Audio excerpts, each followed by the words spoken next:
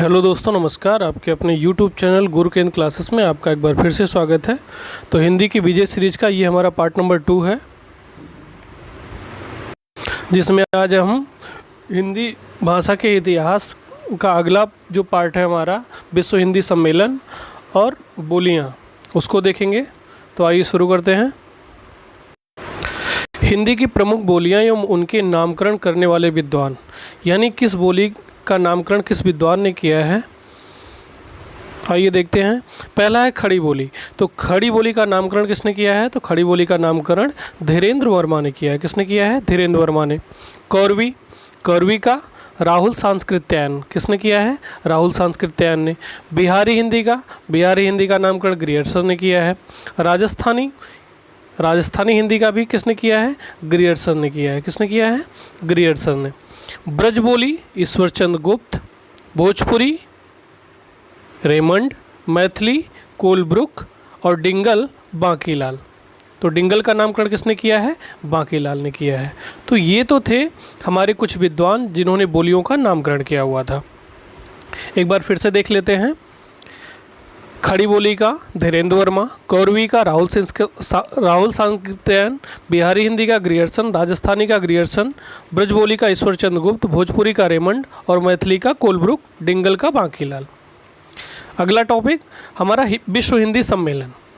यहाँ से किसी न किसी एग्ज़ाम में जहाँ कहीं भी हिंदी पूछी जा रही हो, एक क्वेश्चन फिक्स है, यहाँ से बनता ही बनता है। तो विश्व हिंदी सम्मेलन के बारे में देखते हैं।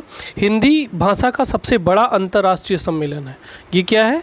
हिंदी भाषा का सबसे बड़ा अंतर्राष्ट्रीय सम्मेलन है।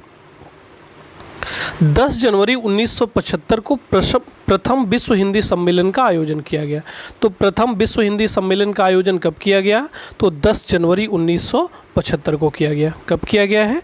10 जनवरी 1975 को। प्रत्येक वर्ष 10 जनवरी को विश्व हिंदी दिवस के रूप में मनाया जाता है। तो विश्व हिंदी दिवस के रूप में कब मनाया जाता है? 10 जनवरी। कब मनाया जाता है? 10 जनवरी को। यानी प्रत्येक वर्ष को 10 जनवरी के दिन हम विश्व हिंदी दिवस के रूप में मनाते हैं। ये कब से स्टार्ट हुआ? 1975 से। इस समय भारत की प्रधानमंत्री कौन थी? तो इस समय भारत की प्रधानमंत्री श्रीमती इंदिरा गांधी जी थी। कौन थी? श्रीमती इंदिरा गांधी जी थी। पहला विश्व हिंदी सम्मेलन राष्ट्रभाषा प्रचार समिति वर्धा के सहयोग से नागपुर में संपन्न हुआ। यानी पहला विश्व हिंदी सम्मेलन कहाँ पे संपादित हुआ था? तो नागपुर में हुआ था। कहाँ पे संपन्न हुआ था? तो नागपुर में संपन्न हुआ था। किसके द्वारा? राष्ट्रभाषा प्रचार समिति वर्धा के द्वारा। राष्ट्रभाषा प्रचार समिति वर्धा के द्वारा। उस टाइम थीम क्या थी, यानी विषय क्या था? तो वसुधैव कुटुंबकम था। प्रसिद्ध समाज सेवी एवं स्वतंत्रता सेनानी विनोबा भावे ने अपना विशेष संदेश दिया था। प्रारंभ में इसका आयोजन हर चौथे वर्ष में होता था। शुरू में विश्व हिंदी सम्मेलन का आयोजन हर चौथे वर्ष किया जाता था, लेकिन अब इसका आयोजन हर तीसरे वर्ष होता है। हर तीसरे वर्ष किया जाता है। वर्तमान में हर तीसरे वर्ष आयोजन होता है, लेकिन शुरू में इसका आयोजन हर चौथे वर्ष किया जाता था। पहला सम्मेलन 10 जनवरी 1975 को नागपुर में हुआ था। अभी हमने जैसा कि आपको ऊपर बताया है। इसका बोधवाक्य यानी विषय क्या था? वसुधैव कुटुंबकम था। इसमें कुल 30 देशों के 122 प्रतिनिधियों ने भाग लिया था। ये भी क्वेश्चन पूछता है कि प्रथम हिंदी सम्मेलन में कितने देशों के कितने प्रतिनिधि भाग लिए थे? तो 30 देशों के 22 प्रतिनिधियों ने क्या लिया था? भाग लिया था। दूसरा सम्मेलन 28 से 30 अगस्त 1976। 28 से 30 अगस्त 1976 को पोर्ट लुइस में हुआ था। ठीक है। और पोर्ट लुइस कहाँ है? मॉरिशस में है। यानी दूसरा अगर हम देखें तो दूसरा हिंदी सम्मेलन हमारा कहाँ हुआ? मॉरिशस में हुआ। यहाँ पे 17 देशों के कुल 181 प्रतिनिधियों ने भाग लिया था। तीसरा सम्मेलन 28 से 30 अक्टूबर 1983 को हुआ। 28 से 30 अक्टूबर 1983 को संपन्न हुआ। कहाँ पे हुआ? नई दिल्ली में हुआ। कहाँ पे हुआ ये? नई दिल्ली में हुआ। यहाँ पे 30 देशों के कुल 260 प्रतिनिधियों ने भाग लिया। कितने ने? 260 ने भाग लिया। समापन समारोह की मुख्य अतिथि, यानी तीसरे विश्व हिंदी सम्मेलन की समापन समारोह की मुख्य अतिथि महादेवी वर्मा जी थी। कौन था? महादेवी वर्मा जी थी। चौथा सम्मेलन 2 से 4 दिसंबर 1993 को हुआ। चौथा सम्मेलन कब हुआ? 2 से 4 दिसंबर 1993 को संपन्न हुआ। कहाँ पे हुआ? ये भी पोर्ट लुइस में हुआ, मॉरिशस में हुआ। मॉरिशस के अतिरिक्त 260 प्रतिनिधियों ने भाग लिया था। इसमें टोटल कितने प्रतिनिधि ने भाग लिया था? तो कुल 260 प्रतिनिधियों ने भाग लिया था। पाँचवां सम्मेलन हिंदी का 4 से 8 अप्रैल 1996 को हुआ। कहाँ पे हुआ? पोर्ट ऑफ स्पेन में हुआ। ठीक है, ये कहाँ पे है? त्रिनिदाद एवं टोबैगो। यहाँ का थीम क्या था? प्रवासी भारतीय और हिंदी। थीम क्या था? प्रवासी भारतीय और हिंदी। इसमें लगभग 247 प्रतिनिधियों ने भाग लिया। इसमें कितने प्रतिनिधियों ने भाग लिया था? तो कुल 247 प्रतिनिधियों ने भाग लिया था। आगे चलते हैं। छठा सम्मेलन 14 से 18 सितंबर 1999 को हुआ। कब हुआ था? 14 से 18 सितंबर 1999 को संपन्न हुआ। कहाँ पे हुआ? लंदन में हुआ। यहाँ की विषय क्या थी? हिंदी और भावी पीढ़ी। छठवें सम्मेलन का विषय क्या था? हिंदी और भावी पीढ़ी। हिंदी को राजभाषा बनाए जाने के 50वें वर्ष इसका आयोजन किया गया था। इसमें 21 देशों के 700 प्रतिनिधियों ने भाग लिया था। टोटल कितने प्रतिनिधि ने भाग लिया था? 700 ने भाग लिया था। आते हैं 7वें सम्मेलन पे। तो 7वां सम्मेलन 6 से 9 जून 2003 को मनाया गया। 6 से 9 जून को 2003 में मनाया गया और पाराम रीबो में मनाया गया। ये कहाँ पे पड़ता है? ये हमारा सूरीनाम में पड़ता है। 21वीं सदी में आयोजित पहला सम्मेलन है। तो क्वेश्चन में ये भी पूछ सकता है कि 21वीं सदी में आयोजित हिंदी का पहला सम्मेलन कहाँ मनाया गया था? तो सूरीनाम में मनाया गया था। इस टाइम विषय क्या रखी गई थी? तो इस समय विषय था विश्व हिंदी नई शताब्दी की चुनौतियाँ। विश्व हिंदी नई शताब्दी की चुनौतियाँ, ये 21वीं सदी का जो पहला सम्मेलन था उसकी थीम थी, यानी उसका विषय था। इसमें 16 देशों के 500 प्रतिनिधियों ने भाग लिया था। कुल 16 देशों के 500 प्रतिनिधियों ने 7वें सम्मेलन में क्या लिया था? भाग लिया था। 8वां सम्मेलन कब मनाया गया? तो 8वां सम्मेलन 13 से 15 जुलाई 2007 को मनाया गया। 8वां सम्मेलन 13 से 15 जुलाई 2007 को मनाया गया। कहाँ पे मनाया गया? न्यूयॉर्क में मनाया गया, संयुक्त राज्य अमेरिका में जो स्थित है। विषय क्या था? विश्व मंच पर हिंदी। 7वें सम्मेलन का क्या विषय? हमारा विश्व मंच पर हिंदी। 8वें का 9वां सम्मेलन 22 से 24 सितंबर 2012 को मनाया गया। कब मनाया गया? 22 से 24 सितंबर 2012 को जोहान्सबर्ग में मनाया गया। 22 देशों के 600 से अधिक प्रतिनिधियों ने क्या लिया था? इसमें भाग लिया था। यानी 9वें सम्मेलन में 600 से अधिक प्रतिनिधियों ने भाग लिया था, जो कहाँ मनाया गया था? जोहान्सबर्ग में मनाया गया था। 10वां सम्मेलन 10 से 12 सितंबर 2015। 10 से 12 सितंबर 2015 कहाँ पे? भोपाल, यानी भारत में मनाया गया। इसका विषय क्या था? हिंदी जगत विस्तार एवं संभावनाएं। 10वें सम्मेलन का विषय क्या रहा? हिंदी जगत विस्तार एवं संभावनाएं। 11वां सम्मेलन 18 से 20 अगस्त 2018 को मनाया गया। 18 से 20 अगस्त 2018 को मनाया गया। पोर्ट लुइस में मनाया गया, जो कहाँ स्थित है? मॉरिशस में स्थित है। यहाँ का थीम क्या था? वैश्विक हिंदी और भारतीय संस्कृति। 11वें सम्मेलन का थीम वैश्विक हिंदी और भारतीय संस्कृति। 12वां सम्मेलन 15 से 17 फरवरी 2023 को फिजी में मनाया गया। 15 से 17 फरवरी 2023 को फिजी में मनाया गया। और इस टाइम थीम क्या थी? हिंदी पारंपरिक ज्ञान से कृत्रिम मेधा तक। हिंदी पारंपरिक ज्ञान से कृत्रिम मेधा तक। 13वां सम्मेलन जो 2026 में आयोजित होगा, कहाँ पे होगा? बाली, इंडोनेशिया में इसका आयोजन किया जाएगा। तो ये अब तक टोटल 12 संपन्न हो चुके हैं हिंदी सम्मेलन, और 13वां जो है होने वाला है। कब होगा 13वां? तो 2026 में होगा। ठीक है, आगे चलते हैं। उत्तर प्रदेश में बोली जाने वाली बोलियाँ। थोड़ा सा बोली देखते हैं उत्तर प्रदेश की। तो कौन कौन सी हैं? खड़ी बोली बोली जाती है जिसको हम कौरवी नाम से जानते हैं, ब्रज भाषा बोली जाती है, अवधी बोली जाती है, भोजपुरी बोली जाती है, बुंदेली बोली जाती है और कन्नौजी बोली जाती है। ठीक है, यानी उत्तर प्रदेश में लगभग कुल 6 बोलियां बोली जाती हैं। एक एक को हम क्या करेंगे, आगे विस्तार से देखेंगे कि इनका क्षेत्र कौन सा है, इसमें काव्य रचना, साहित्य रचना हुई है या नहीं हुई है। तो सबसे पहले हम देखते हैं ब्रज भाषा को।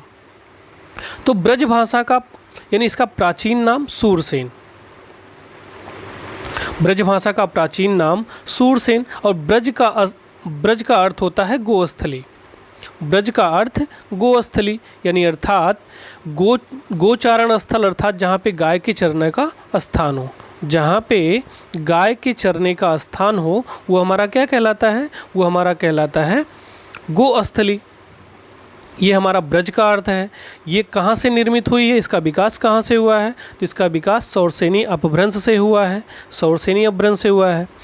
मथुरा और उसके आसपास का क्षेत्र ब्रजमंडल कहलाता है। ये जहाँ पे बोली जाती है यानी मथुरा और उसके आसपास के लगने वाले क्षेत्र में ब्रज भाषा का प्रयोग किया जाता है और उस क्षेत्र को हम लोग क्या कहते हैं? ब्रजमंडल कहते हैं। ब्रजभाषी क्षेत्र कौन कौन से हैं? तो ब्रजभाषी क्षेत्र हमारे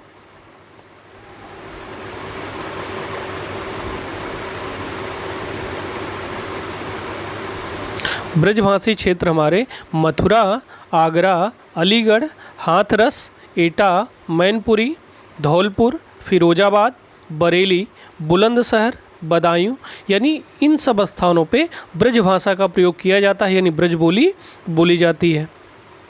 भाषा का केंद्र क्या है? तो भाषा का केंद्र मथुरा एवं वृंदावन है। ब्रज भाषा का केंद्र स्थल अगर हम देखें तो ब्रज भाषा का केंद्र स्थल हमारा मथुरा और वृंदावन है। टोटल 305 करोड़ लोग, जो 3.5 करोड़ 3.5 करोड़ लोग क्या करते हैं? ब्रज भाषा को बोलते हैं। मध्यकाल की प्रमुख भाषा थी, यानी जो हमारी ब्रज भाषा थी वो मध्यकाल में इसका क्या किया जाता था? प्रयोग किया जाता था और ये प्रमुख भाषा के रूप में यूज होती थी। बोली के रूप में इसका साहित्य नहीं है, लेकिन भाषा के स्तर पर अत्यंत समृद्ध है। ब्रज भाषा के प्रमुख कवि, तो ब्रज भाषा के प्रमुख कवि कौन कौन से हैं? तो तुलसीदास हैं। अष्टछाप के सभी कवि हैं। तो अष्टछाप में टोटल कितने कवि आते हैं? तो 8 कवि आते हैं। कौन कौन है? कुंभनदास हैं, सूरदास हैं, नंददास हैं, कृष्णदास, परमानंददास, गोविंद स्वामी, छीत स्वामी, चतुर्भुज दास। यानी अष्टछाप के सारे कवि तुलसीदास, रहीम जी, बिहारी, रसखान, चिंतामणि, मतिराम, भूषण, देव, पद्माकर, जगन्नाथ, रत्नाकर, मीराबाई, ये सब क्या हैं? ये सब ब्रज भाषा के कवि रहे हैं। घनानंद, नाभादास, नरोत्तम दास, केशवदास, भारतेंदु हरिश्चंद्र आदि। श्रेष्ठ कृतियाँ बिहारी सतसई। अगर श्रेष्ठ कृतियाँ की बात करें तो कौन कौन सी हैं? बिहारी सतसई हो गया, उद्धव शतक हो गया और सूरसागर हो गया। ब्रज भाषा ओकार बहुलक है। ओकार बहुलक का अर्थ होता है अर्थात अंत में ओ लगा हो। ठीक है, अंत में ओ लगा हो, जैसे मेरो, तेरो, आयो, ये सब क्या है? ओकार बहुला की बोलियां हैं। अगला बोली कौन सा है हमारा? अवधी है। अवधी का केंद्र क्या है? अवध या अयोध्या। अयोध्या को हम अवध के नाम से भी जानते हैं और अयोध्या कहते ही हैं। इसका विकास किस अपभ्रंश से हुआ है? तो इसका विकास हमारा जो है अर्धमागधी अपभ्रंश से हुआ है। इसका अन्य नाम कोसली है, पूर्वी है, बैसवाड़ी है, पूर्विया है। पूर्वी हिंदी की सबसे बड़ी और लोकप्रिय है, यानी पूर्वी हिंदी में अवधी सबसे लोकप्रिय बोली के रूप में थी। इसका क्षेत्र क्या है? इसका क्षेत्र अवध प्रांत के आसपास, जैसे लखीमपुर, खीरी, बहराइच, बाराबंकी, लखनऊ, रायबरेली, सीतापुर, उन्नाव, फैजाबाद, गोंडा, सुल्तानपुर, इलाहाबाद, फतेहपुर, प्रतापगढ़, मिर्ज़ापुर का पश्चिमी भाग, यानी इन सारे स्थानों पे हमारी अवधी क्या की जाती है? बोली जाती है। आगे चलते हैं। साहित्य एवं लोक साहित्य खूब मिलता है। यानी अवध में हम बात करें तो अवध में हमको साहित्य भी मिलेगा और लोक साहित्य भी मिलता है। बोलने वालों की संख्या लगभग 2 करोड़ के आसपास है। यानी अवधी बोलने वालों की संख्या लगभग 2 करोड़ है। इनमें प्रमुख रचनाएं कौन कौन सी हुई थी? तो पद्मावत, मलिक मोहम्मद जैसी द्वारा लिखित पद्मावत की रचना किस में हुई? अवधी भाषा में हुई है। यानी ये ठेठ अवधी में लिखी गई है। रामचरितमानस, तुलसीदास कृत जो है हमारा रामचरितमानस, ये क्या है? साहित्यिक अवधी में लिखा गया है। अवधी भाषा में रचित सर्वप्रसिद्ध महाकाव्य माना जाता है। रामचरितमानस अवधी भाषा में रचित सर्वप्रसिद्ध महाकाव्य माना जाता है। इसके प्रसिद्ध कवियों की बात करें तो तुलसीदास हो गए, जायसी जी हो गए, उस्मान हो गए, मंझन हो गए, कुतुबन हो गए। अवधी मुख्यतः अकारांत बोली होती है। यानी अंत में क्या आता है? आ आता है। व्यंजनांत होना मुख्य विशेषता है। यानी जब हम अवधी भाषा बोलते हैं तो उसका अंत किससे होता है? व्यंजन के द्वारा होता है। यहाँ पे ड़ा के स्थान पे ना हो जाता है, ला और ड के स्थान पे रा हो जाता है। ड़ा के स्थान पे ना, जैसे अगर हम प्राण लिखते हैं तो अवधी में हम उसे प्राण बोलते हैं। जोड़ अगर लिखते हैं तो अवधी में हम उसको जोड़ बोलते हैं। भोजपुरी, भोजपुरी का अन्य नाम क्या है? पूर्वी नाम से जानते हैं। भोजपुरी को अन्य नाम पूर्वी नाम से जानते हैं। इसका केंद्र क्या है? इसका केंद्र हमारा भोजपुर है। बिहारी हिंदी की प्रमुख बोली, बिहारी हिंदी के अंतर्गत हमारी कौन सी आती है? भोजपुरी आती है। इसका विकास किस अपभ्रंश से हुआ है? तो मागधी अपभ्रंश से हुआ है। सर्वप्रथम प्रयोग रेमंड, इसका सर्वप्रथम प्रयोग किसने किया था? रेमंड ने किया था।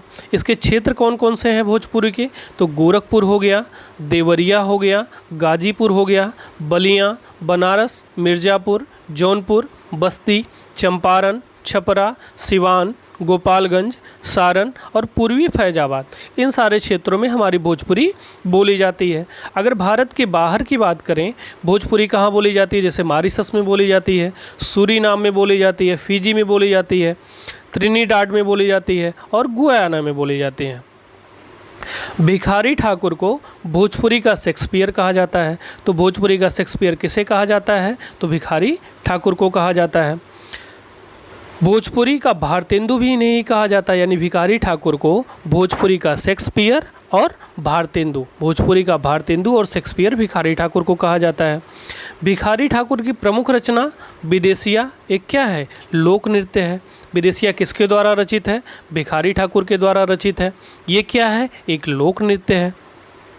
भोजपुरी बोलने वालों की संख्या 3.5 करोड़ है। यानी 3.5 करोड़ के आसपास है। भोजपुरी में लोक साहित्य सर्वाधिक मिलता है। अगर लोक साहित्य की बात करें तो सर्वाधिक लोक साहित्य किस में मिलता है? भोजपुरी में मिलता है। अगर इसके कवि की बात करें तो इसके कवि जो हैं कबीरदास, भिखारी ठाकुर, चरणदास, राहुल सांकृत्यायन, फणीश्वरनाथ रेणु, ये सभी क्या हैं? इसके प्रमुख कवि हैं। ध्वनि स्तर पर अवधि के निकट है। यानी ड़ा ध्वनि नहीं, यहाँ पे ड़ा ध्वनि का प्रयोग नहीं किया जाता है, ना की प्रमुखता होती है। यानी पंचमाक्षर की क्या होती है? भोजपुरी में प्रमुखता दिखाई गई है। खड़ी बोली, नेक्स्ट हमारा क्या है? खड़ी बोली है। खड़ी बोली को हम कौरवी के नाम से जानते हैं। खड़ी बोली का अन्य नाम क्या है? अन्य नाम इसका कौरवी है। केंद्र इसका क्या है? मेरठ है। दिल्ली के आसपास का क्षेत्र हमारा क्या है? खड़ी बोली का है। इसका विकास किस अपभ्रंश से हुआ है? तो इसका विकास हमारा सौरसेनी अपभ्रंश से हुआ है। राहुल सांकृत्यायन ने इसे कौरवी नाम दिया था। तो कौरवी नाम खड़ी बोली को किसने दिया था? तो राहुल सांकृत्यायन ने दिया था। अर्थ इसका क्या है? मानक हिंदी है। खड़ी बोली का अर्थ क्या है? मानक हिंदी है। और खड़ी बोली के प्रथम कवि की बात करें तो अमीर खुसरो जी हैं। प्रथम महाकाव्य की बात करें तो प्रिय प्रवास है। क्या है? प्रिय प्रवास है, जो किसके द्वारा रचित है? अयोध्या सिंह उपाध्याय हरिऔध के द्वारा रचित है। प्रिय प्रवास किसके द्वारा है? अयोध्या सिंह उपाध्याय हरिऔध के द्वारा रचित है। सबसे अधिक प्रसिद्ध महाकाव्य कामायनी है। किसका है? ये जयशंकर प्रसाद का है। सर्वप्रथम प्रयोग लल्लू लाल एवं सदल मिश्र ने किया था। तो खड़ी बोली का सर्वप्रथम प्रयोग किसने किया था? तो लल्लू लाल और सदल मिश्र ने किया था। गंवारू बताया था अब्दुल हक ने। खड़ी बोली गंवारू किसने बताया था? तो अब्दुल हक ने बताया था। भारतेंदु ने इसे परदेसी बताया था। भारतेंदु जी ने इसे परदेसी बताया था। गिलक्राइस्ट ने टंकसाली कहा था। गिलक्राइस्ट ने खड़ी बोली को क्या कहा था? टंकसाली कहा था। अगर खड़ी बोली के क्षेत्र की बात करें तो रामपुर, हरिद्वार, मुरादाबाद, बिजनौर, मेरठ, गाजियाबाद, सहारनपुर, मुजफ्फरनगर आदि, यानी इन सारे स्थानों पे खड़ी बोली बोली जाती है। बोलने वालों की संख्या 2 करोड़ है, यानी अगर खड़ी बोली बोलने वालों की संख्या देखी जाए तो 2 करोड़ के आसपास लोग क्या करते हैं? खड़ी बोली बोलते हैं।